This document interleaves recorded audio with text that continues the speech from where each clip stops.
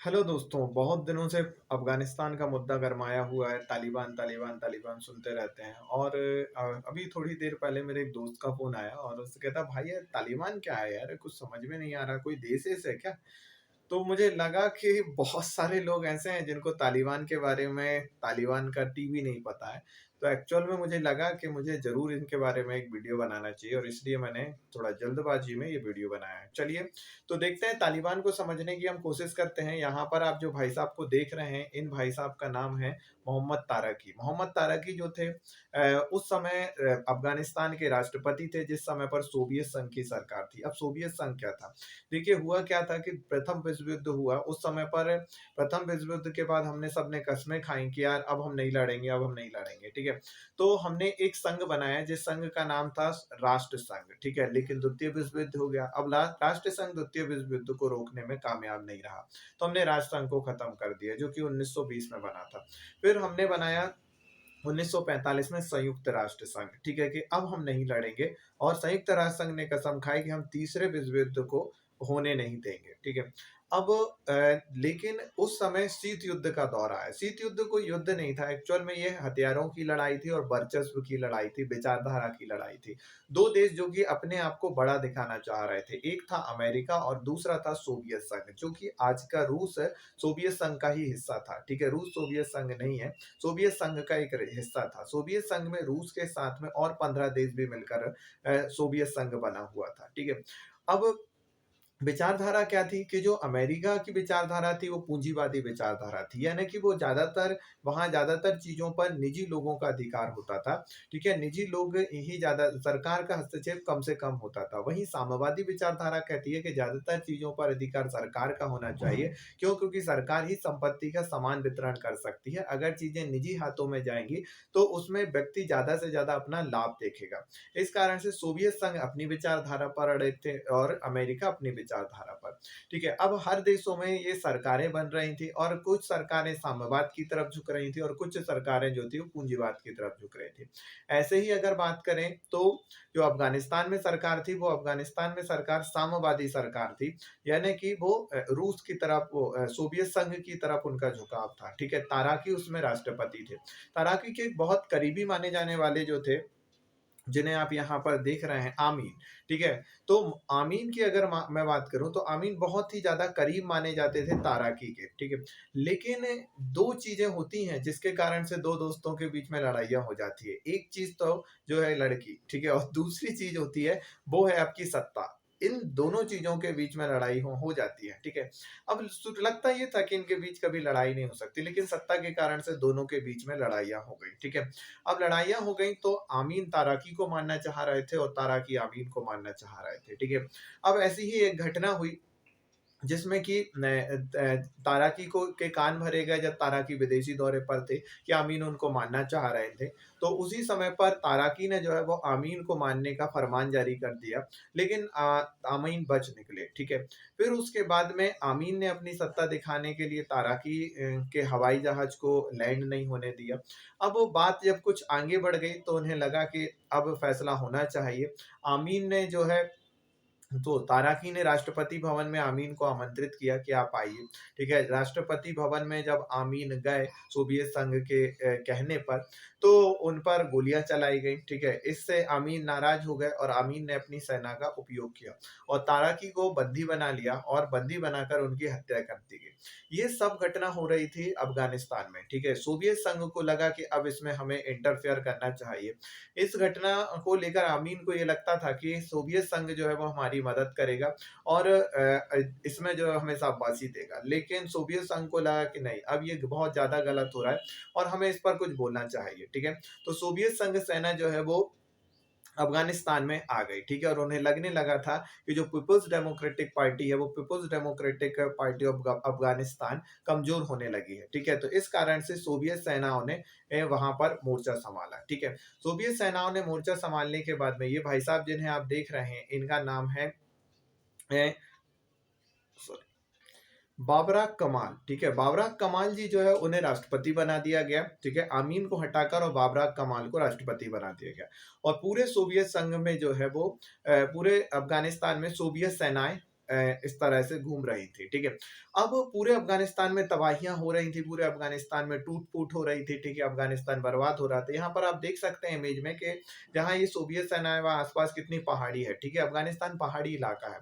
अब ये पूरी घटनाएँ जब अफ़गानिस्तान में हो रही थी, तो अफ़गानिस्तान के लोग और बहुत सारे ऐसे लोग थे, जिनको ये लग रहा था कि सोवियत संघ की ये कार्रवाई ठीक नहीं है, ठीक है? और उन्होंने इन सोवियत सेनाओं से लड़ने के लिए संगठन बनाए, जिन संगठन को मुजाहिदीन कहा गया। इन संगठन को बहुत ज़्यादा हेल्प करी थी सऊदी अरब ने, चीन ने, पाकिस्तान ने और अमेरिका ने। इन्होंने इन्हें हथियार प्रोवाइड कराए, किनको जिन्हें मुजाहिदीन कहा जाता था, ठीक है? अब जब ये घटनाएँ बहुत ज़्यादा बढ़ रही थीं, ठीक है? जब इस तरह की बहुत ज़्यादा घटनाएँ हो रही थी और मुजाहिदीनों को बहुत ज़्यादा हथियार प्रोवाइड कराए जा रहे थे, जो कि अपने देश के लिए लड़ाई लड़ रहे थे।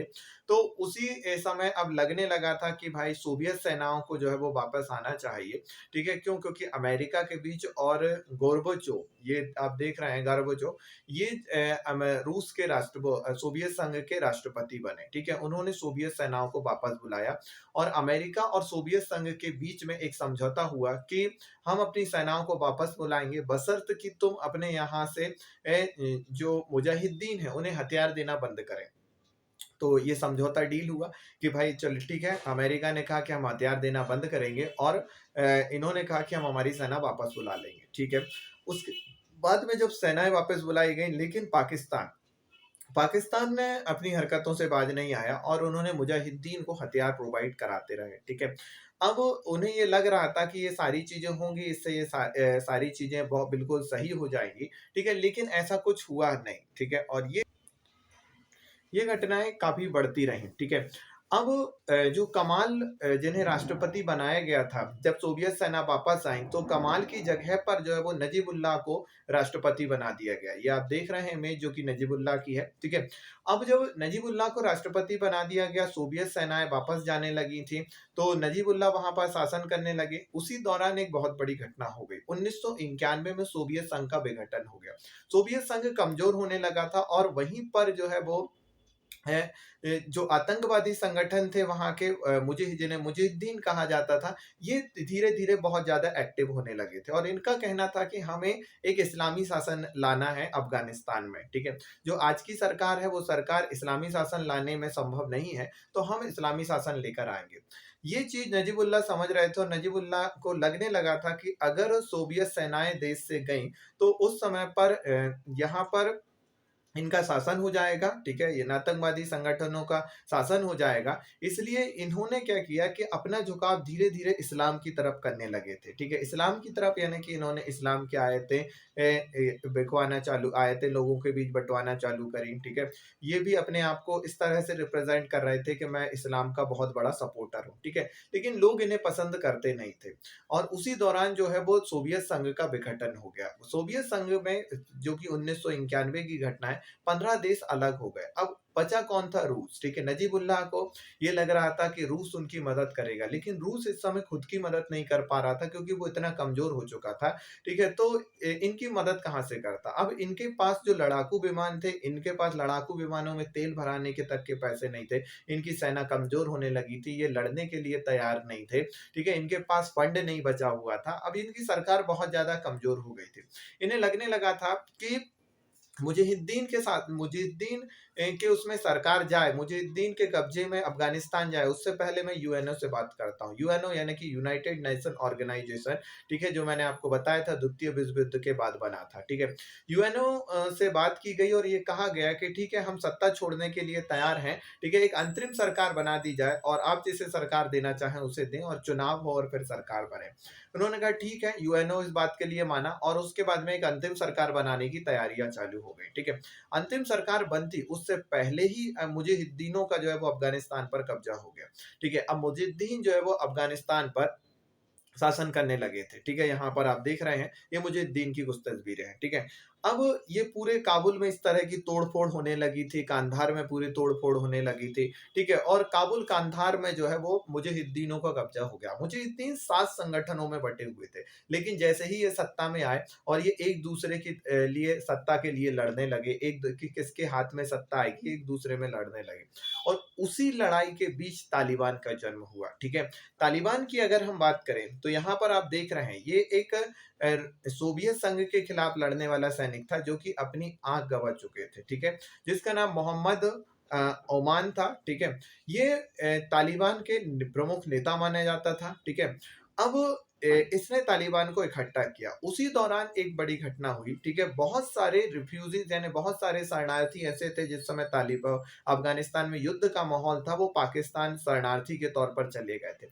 ऐसे 15,000 लोग जो है वो इसी समय पर वापस आए। जब ये इस समय पर वापस आए अफ़गानिस्तान में, तो ये सारे लोग तालिबान में शामिल हो गए। इससे तालिबान मजबूत होने लगा।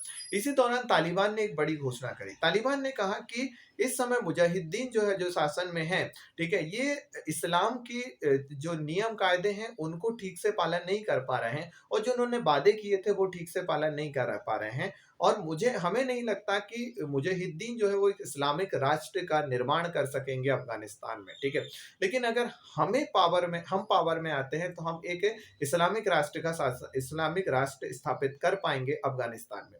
अब इस बात को लोगों ने बहुत तेज़ी से लिया और लोगों को विश्वास हुआ तालिबान में कि तालिबान जो है वो चीज़ें हमें दे सकता है जो मुजाहिदीन नहीं दे पाए, ठीक है? क्योंकि मुजाहिदीन के समय पर जो है वो लड़ाइयाँ बहुत ज़्यादा चल रही थी, लोग परेशान हो गए थे, ठीक है? और लोग चाहते थे कि अमन और चैन आए। अब तालिबान पे लोगों ने भरोसा कर और तालिबान ने का साथ दिया और तालिबान ने धीरे-धीरे अफ़गानिस्तान पर अपनी सत्ता को जमाना चालू कर दिया, ठीक है? और धीरे से पूरी अफ़गानिस्तान पर जो है मुजाहिदीनों को हटाकर और तालिबान का कब्ज़ा हो गया था, ठीक है?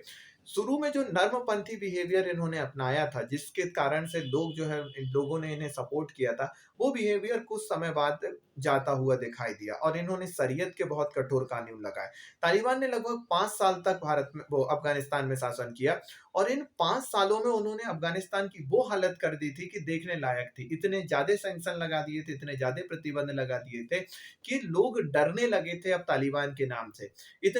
मैं अगर प्रतिबंध की अगर मैं बात करूँ तो महिलाएँ जो हैं वो बिना बुर्के के बाहर नहीं निकल सकती थी। बिना किसी पुरुष के साथ में कोई ना कोई पुरुष होना उनके साथ, जभी वो बाहर निकल सकती थी।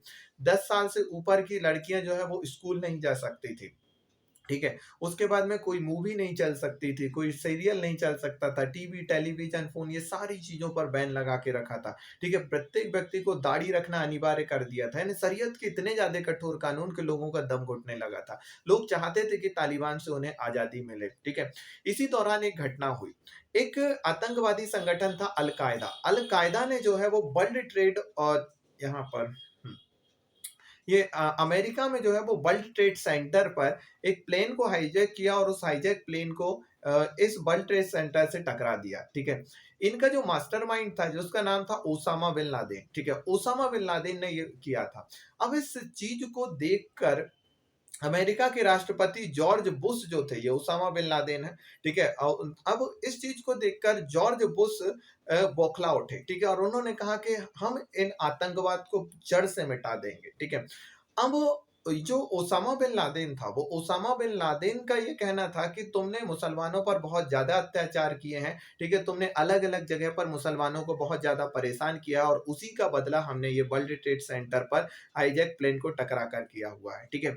अब जब जॉर्ज बुश ने ये घोषणा करी कि हम आतंकवाद को पूरी तरह से खत्म कर देंगे, उस समय पर ओसामा बिन लादेन जो है वो अफ़गानिस्तान चला गया, ठीक है? और अफ़गानिस्तान में तालिबानियों ने उसे शरण दी। अब जॉर्ज बुश ने कहा कि ओसामा बिन लादेन को हमारे कब्ज़े में करो, तो तालिबान ने एक तो देने से मना कर दिया और दूसरी चीज़ उसने कहा कि ये जो अटैक था इसमें ओसामा बिन लादेन का कोई हाथ ही नहीं था, ठीक है? अब इसको लेकर जॉर्ज बुश और बौखला उठे और उन्होंने जो है वो अमेरिकन सेना को अफ़गानिस्तान में भेज दिया, ठीक है? और वहाँ पर एक वार चालू हो गया, एक युद्ध चालू हो गया, ठीक है? कि अब तालिबान जो है वो तालिबान का अफ़गानिस्तान में शासन गलत है और हम तालिबान को उखाड़ फेंकेंगे। यहाँ पर अमेरिकन सेना ने जो है वो एक लंबे संघर्ष के दौरान तालिबान को कमजोर करना चालू कर दिया और धीरे-धीरे तालिबान की जड़ें निकलना चालू हो गई थी और तालिबान जो है वो कमजोर होने लगा था, ठीक है? अब एक दौर आया जिस समय तालिबान के बीच और अमेरिका सेना के बीच में अब एक समझौता का दौर चालू हुआ, ठीक है? और तालिबान की सत्ता कमजोर हुई, वहां पर लोकतंत्र आया, ठीक है? यहाँ आप जो फोटो देख रहे हैं वो हामिद करजाई की है, ठीक है?